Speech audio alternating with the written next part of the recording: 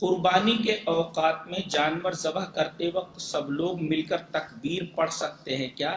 وضاحت کر کے بتائیں۔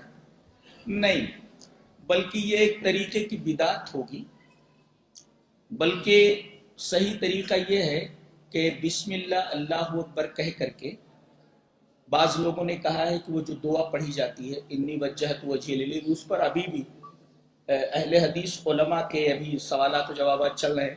بعض لوگ کہتے ہیں کہ وہ حدیث ضعیف ہے اور بعض لوگ کہتے ہیں صحیح ہے، لہذا ابھی تک نکھر کر کے کوئی بات نہیں آئی ہے۔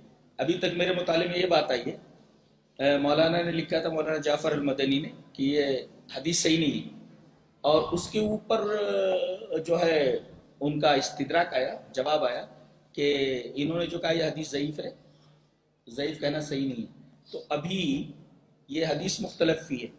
لہذا اگر کوئی آدمی بسم اللہ اللہ اکبر کہہ کر کے کاٹ دے اور یہ بول دے کہ یہ جو قربانی ہے، اردو میں بول دے یہ قربانی میرے اور میرے گھر والوں کی طرف سے، بس بسم اللہ اللہ اکبر کہہ دے۔ یہ جو ایک ساتھ مل کر کے تکبیر پڑھتے ہیں قربانی کے وقت، اس کا کوئی ثبوت نہیں ہے، اس سے بچنا چاہیے، اس لیے کہ بدعتیں یہ معمولی چیزوں ہی سے اٹھتی ہیں، پھر وہ آگے چل کر کے بہت بڑی ہو جاتی ہے، پھر وہ ایک شریعت کی شکل لے لیتی ہیں، لہذا بچنا چاہیے اس سے۔ قربانی کے بکرے اور بیل یا اونٹ کی عمر کتنی شرط ہے؟ وضاحت فرمائیں۔ ہمارے ہاں کے امام کہتے ہیں کہ 2 سال کا ہونا ضروری ہے۔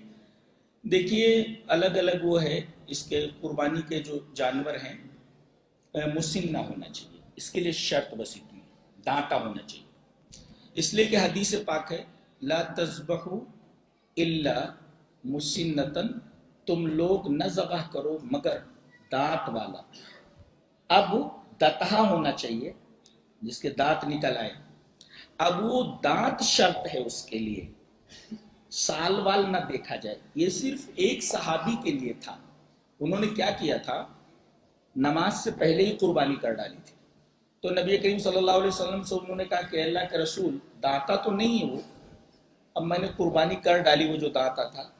نبی نے فرمایا کہ یہ تم نے پہلے کر ڈالی قربانی نہیں ہوئی، اس کا مطلب یہ ہوا کہ اگر کوئی نماز سے پہلے قربانی کر دے تو قربانی نہیں ہوتی، برابر ہے، اور اس کے لیے دانتا ضروری ہے۔ یہ صرف انہی کے لیے، ابو بردہ ابن نیار کے لیے تھا، ابو بردہ ابن نیار، ان کا نام کیا ہے؟ ابو بردہ ابن نیار، یہ واحد صحابی ہیں کہ ان کے لیے ایک خاص بات تھی کہ یہ تیرے لیے خالی جائز ہے کہ دانتا نہیں ہے، آج کے بعد کسی کے لیے جائز نہیں ہے۔ حدیث کیا وَلَن تُجْزِيَ عَنْ أَحَدٍ بَعْدَكَ، تیرے بعد یہ کسی کے لیے جائز نہیں ہے، لہذا جانور کے لیے دانتا ہونا ضروری ہے۔ لا تذبح الا مسنتن، یہ ضابطہ ہے۔ جیسے قربانی میں بڑے جانور پر 7 حصے ہوتے ہیں، ویسے عقیقے میں کتنے حصے ہوتے ہیں؟ یہ صحیح نہیں ہے، قربانی کو عقیقے کے اوپر قیاس نہیں کیا جا سکتا۔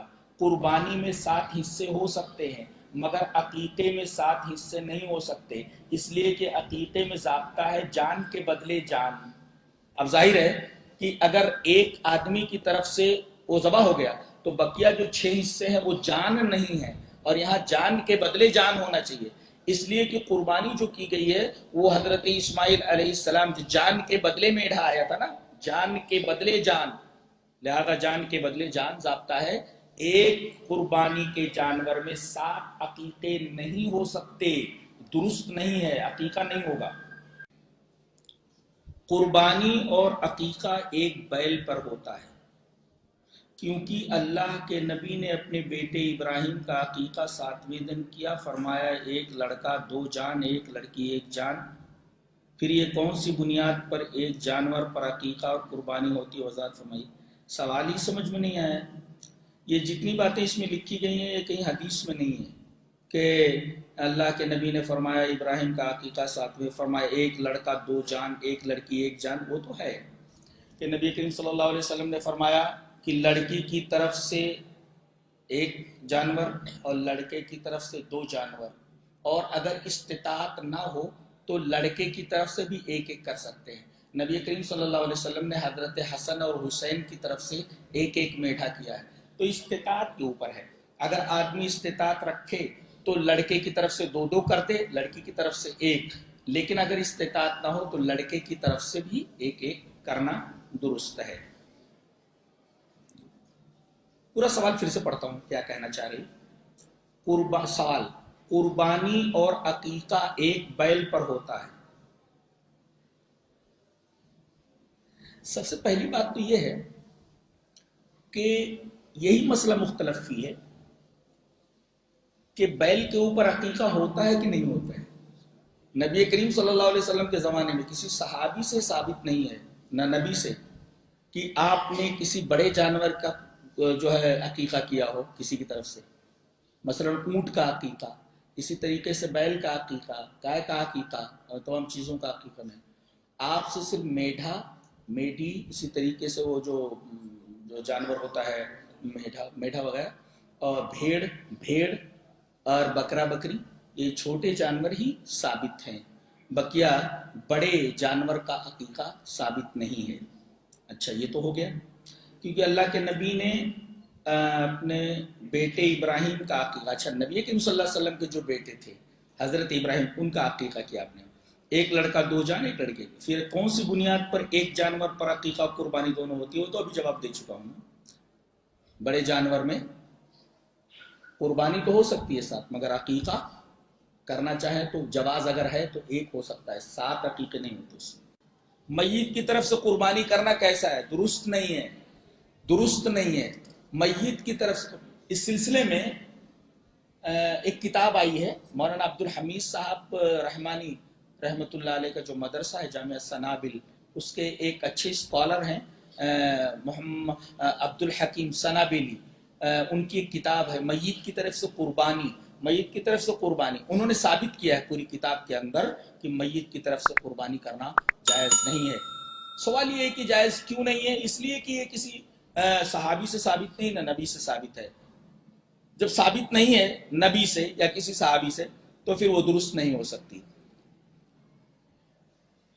اور آپ کی موجودگی ہی میں آپ کی بیٹی، بڑی بیٹی حضرت زینب، ان کا انتقال ہوا، آپ کی موجودگی میں آپ کی بیٹی حضرت رقیہ کا، جنگ بدر سے آپ واپس ہو رہے تھے، بیٹی کا انتقال ہوا اور آپ جنازے میں شریک بھی نہیں ہو سکے، تو بیٹی بھی چلی گئی۔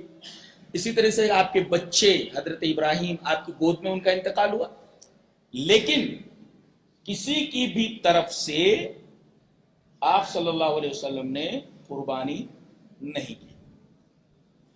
مسئلہ یہ رہا کہ آپ نے یہ فرمایا کہ یہ جو جانور ہے، ایک جانور میری طرف سے اور میرے آل کی طرف سے، اور ایک جانور جو میں ذبح کر رہا ہوں یہ ان میرے امتیوں کی طرف سے ہے جو قربانی نہیں کر سکے۔ یہ نبی کریم صلی اللہ علیہ وسلم کی خصوصیت ہے، یہ ہماری نہیں، یہ نبی کی خصوصیت ہے۔ بعض چیزیں نبی کی خصوصیت ہوتی ہیں، جیسے آپ کا 4 سے زائد شادی کرنا وغیرہ وغیرہ، بعض لوگوں کو کسی چیز کی خاص اجازت دینا، جیسے ریشم پہننا حرام ہے لیکن زبیر ابن عوام کو اپنی اجازت دی تھی، پہن سکتے ہو تم، تو یہ خصوصیات ہیں۔ میت کی طرف سے قربانی جائز نہیں ہے، میت کی طرف سے قربانی درست نہیں ہے، کوئی ثبوت موجود نہیں ہے۔ قربانی کا جانور ذبح کرتے ہو، اس کو گرانے کا طریقہ بتائیں۔ گرانے کا طریقہ یہ ہے کہ اسے جو ہے اس کی سمت میں کر لیا جائے، منڈی کسی طرف بھی گرائیں، منڈی اس کی قبلے کی طرف ہونی چاہیے، سمجھ گئے؟ اس کا مطلب یہ ہوا کہ آپ اتر کی طرف گرائیں، اتر کی طرف، یعنی داہنے ہاتھ سے ذبح کرنے کے لیے کون سا کیسے کریں گے آپ کو داہنے طریقے سے ذبح کرنا ہے اور منڈی کعبے کی طرف ہو تو کیسے گرائیں گے آپ؟ گرا کر کے آپ دیکھ لیجیے، داہنے ہاتھ سے آپ کو ذبح کرنا ہے اور منڈی کو قبلے کی طرف ہونا چاہیے۔ اب کر کے دیکھ لو، یہ طریقہ حدیث میں بتایا گیا ہے۔ داہنے ہاتھ سے آپ چھری چلائیں گے اور منڈی اس کی منہ کیسے بھی پھیر دیجیے آپ قبلے کی طرف، کس طرف سے گرائیں گے آپ؟ کر کے دیکھ لیجیے۔